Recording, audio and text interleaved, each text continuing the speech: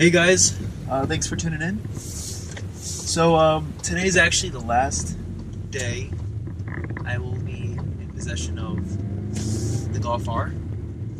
Actually, the lease is over and gonna be picking up something different later tonight. So I kind of wanted to do a ownership review. Had it for basically 3 years and 3 months, and I kind of just want to go over all the good things, maybe like the top 5 favorite things, and then the top or the 5 worst things about the car as well. Yeah, I mean, it's something that I just figured might be a great thing for future buyers to look at. So without further ado, let's start with everything that's good.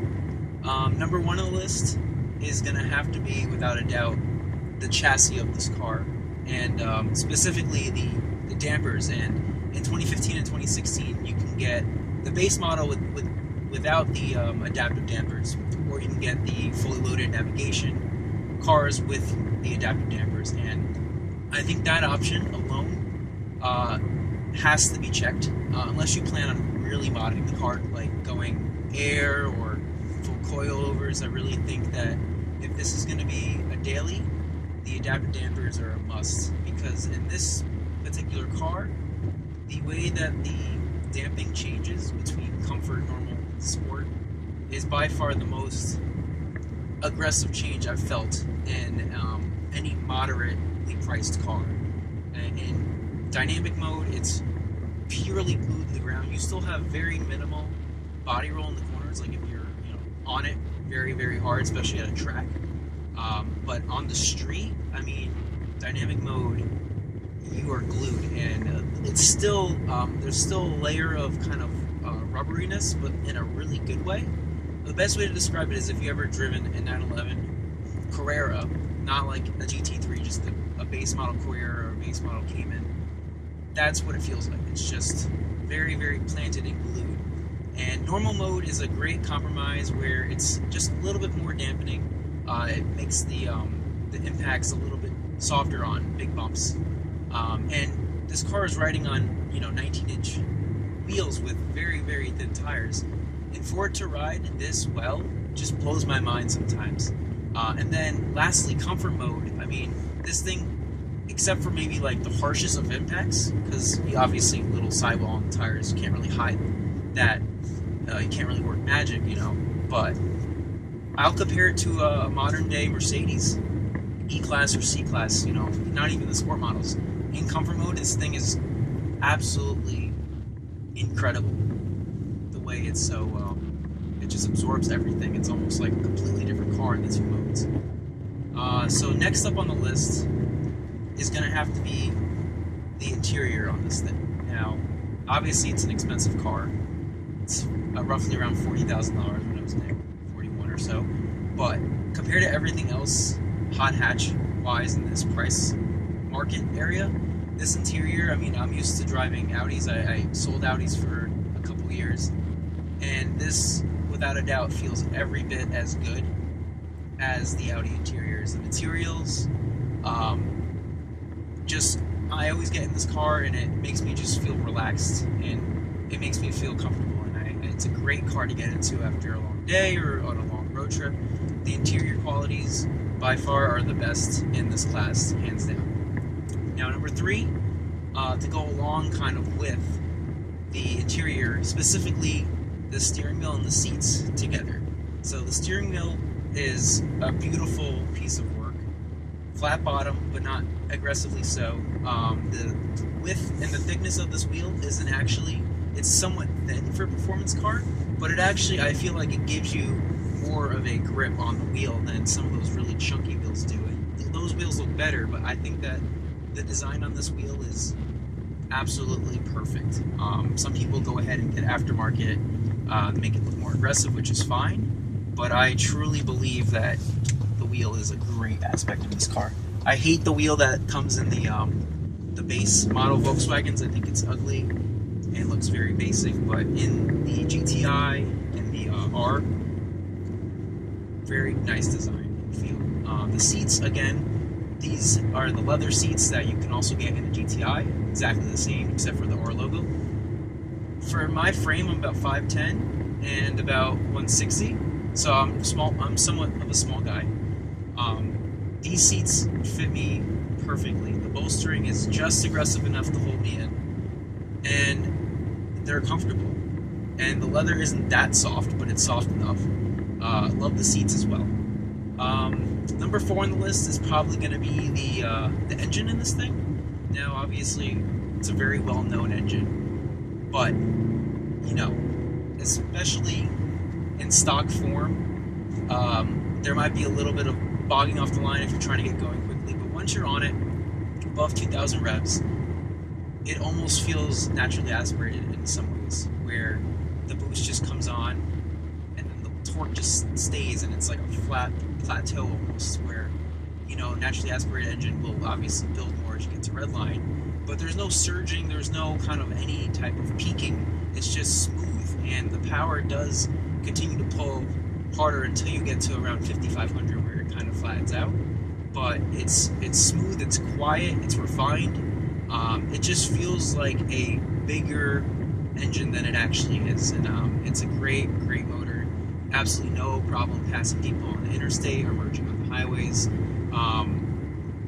Again, love the motor. It's a great piece of engineering. And then I guess the last thing on that list is just going to be the design of this car. I'm one of those where I think that the pre-facelift Golf R looks more aggressive than the facelift. I think it just has a meaner looking front. That's just my opinion. I will always love the 2015, 2016, 2017 Golf R design. It's one of my favorite modern hot hatch designs. It's subtle, it's, you know, adult, it's sophisticated, but it's also angry. You know, you can put a front splitter on it and a rear wing and make it look aggressive if you wanted to, but just the standard design, I think, absolutely is very nicely done by the Volkswagen team. So now we can go into the other end of this, the bottom 5, my 5 least favorite things about the car. And number 1 is going to be the drivetrain, the gearbox, the clutch, the all-wheel drive. So I actually, my car, a lot of people had this issue, but I had to get my Haldex pump replaced. That was completely done, so that's taken care of. Whoever the second owner is of the car, it's an updated unit, they're not going to have any issues with that. But for that to go out, obviously puts a damper on the experience. When I noticed it, the front wheels would spin off the line when they used to never do that, and then there was a lot of choppiness actually in the drivetrain. Felt like something was almost going to snap.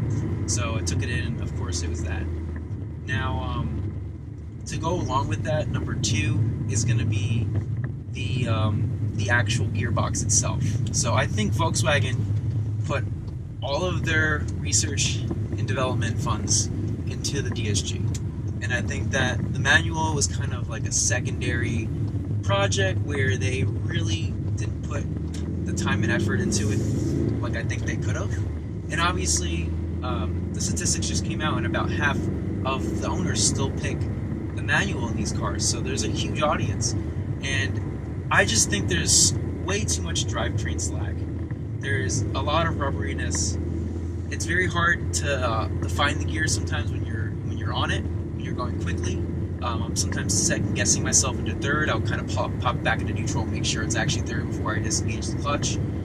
And there's a lot of, you know, vibrations and just feelings in the stick. A lot. I think it has to do with the drivetrain slack. Maybe they updated it, and I think that I remember reading that the 18 models have revisions to the gearbox. But as far as these ones, I really think that they could have worked on the manual more. Now, third on the list, again with the drivetrain, is the clutch pedal. And again, just like the gearbox, you can get a dog leg insert to make it stiffer. You can do a short shifter, you can do a bunch of different things. But I'm talking about my experience with the stock Golf R. The clutch is extremely vague.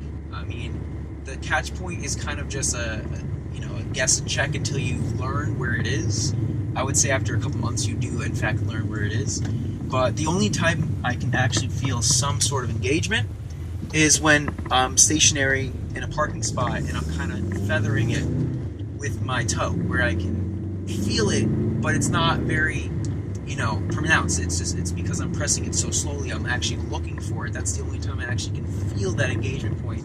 But everyday driving, absolutely no way to feel it, unfortunately. And you can do the bleed or delete and, a bunch of different things, and an aftermarket clutch as well will probably fix all those issues. But as far as stock, it's just vague. It's very hard to find. Starting from, a stop, sometimes it's smooth, and sometimes I can actually slip the clutch just enough to get it good going. Sometimes it bogs, and I have a RAV4 passing me when that shouldn't be the case. And other times it depends on the shoes I'm wearing, but some days I'm wearing shoes where I'm perfect, and other days I feel like I don't even know how to drive stick. And other cars I've driven with on different days, and friends' cars where I've had a couple different drives, there's other brands where that never has happened with me.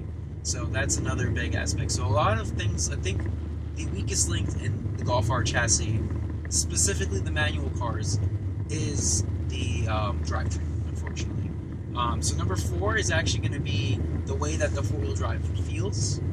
And I really would wish that they put more rear bias into the way that the car feels when you're going around turns quickly.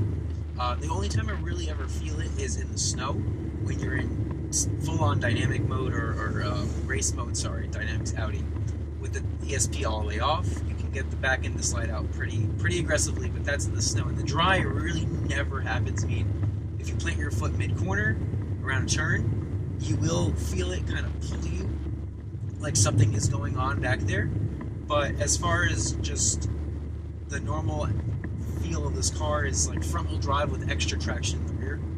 And I really wish that they had like a race plus mode where they actually sent more power to the rear. I don't even know if that's possible with this front-wheel drive system, but I'm pretty sure that they, in other projects with a Haldex system, they can do that. So I'm pretty sure it's possible. And then lastly on the list is going to be 2 things on the rear, actually. So it could be 2 different things. So one is the stock taillights for the American market, I think, are very cheap looking and do not do any justice for this car. The European lights are just so much better looking, and I have no idea why they couldn't get those passed in the country. And then lastly is going to be the exhaust valves on the manual cars don't seem like they're electronically activated like they are on the DSG cars. My dad has an S3, and whenever he puts the car into drive, you can hear the little electronic valves, the butterfly valves opening up. On the manual cars, you never hear that. I think it's because there's no transmission brain to go to, basically go hand in hand with the engine management. So I think it's more of a vacuum system where it's only really loud if you're fully on it. And I could be wrong about that. Please comment below if I am. But that's just something I've noticed because I've never heard this car make the noise that the S3 does. Overall, favorite car I've owned, hands down. It is a riot on a back road. It is incredibly quiet and refined in daily driving. And fuel economy for a 300 horsepower car honestly isn't too bad. I know you can get 30 miles per gallon in Corvettes these days, but it honestly really isn't that bad. If you have any questions or want to add anything, your own experiences with the Golf R, please comment down below. Thank you so much for watching, and take care.